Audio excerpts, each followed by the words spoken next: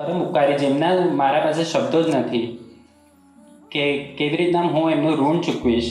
મારા પરમ ઉપકારી માતા પિતા જેમણે મને કોઈ સ્વાર્થ જોયા વગર જ મને સહર્ષ રજા આપી દીધી. એ વીર માત પિતાના ચરણે વંદના, આંખમાં તો અશ્રુઓની ધાર છે,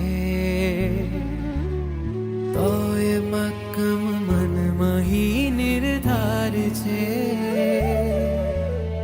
વાલથી ભરેલ મનને મનાવે છે, એ જ વાલથી બાળને બતાવે છે.